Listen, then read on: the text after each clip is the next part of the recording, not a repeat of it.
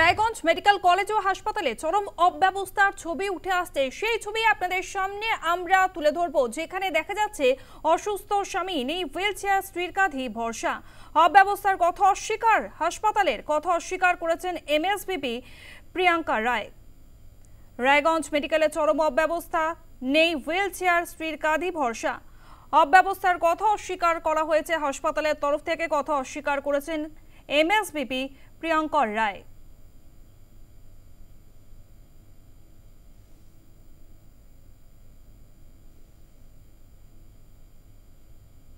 কয়েকদিন আগে চাল থেকে পড়ে গেছি, তো আজকে হসপিটালে আনলো।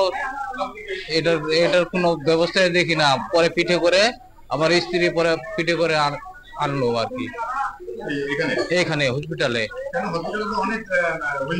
না, একটাও নাই চেয়ার। ওই যে পিঠে করে পরে আনলো আমার স্ত্রী। এত বড় হসপিটাল, একটা হুইল চেয়ার নাই। টিকিট করলো, মেম্বারের টিকিট কাটে দিল, ওটা পেয়েছি। তারপরে হুইল চেয়ারের ব্যবস্থা করে দিবে বলো কি, বৌদি আপনি ওখানে থাকেন, আমি ব্যবস্থা করে দিচ্ছি। পরে দেখছি নাই, কোনো ব্যবস্থা নাই। গেটটাতে আবার টোটোটাও থাকতে দিবে না, বলছে দূরে রাখেন দূরে রাখেন। তো রুগীটা নামাবো, তারপর তো টোটোটা যাবে, কোনো কথাই শুনে না। ওখানে আমি তো পড়াশোনা জানি না, কাউকে কি বলবো।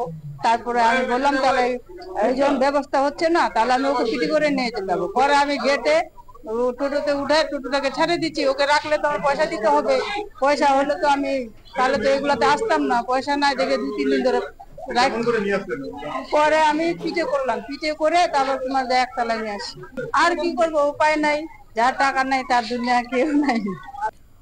অব্যবস্থার কথা অস্বীকার করেছেন এমএসভিপি প্রিয়াঙ্কা রায়। তিনি কি বলছেন শুনবো। হুইল চেয়ার সাফিসিয়েন্ট আছে, একটু ধৈর্য ধরে ওয়েট করলেই নিশ্চয়ই পাওয়া যেত। এরকম একটা বিরল দৃশ্য কিন্তু আপনার হসপিটালে দেখতে পেলাম।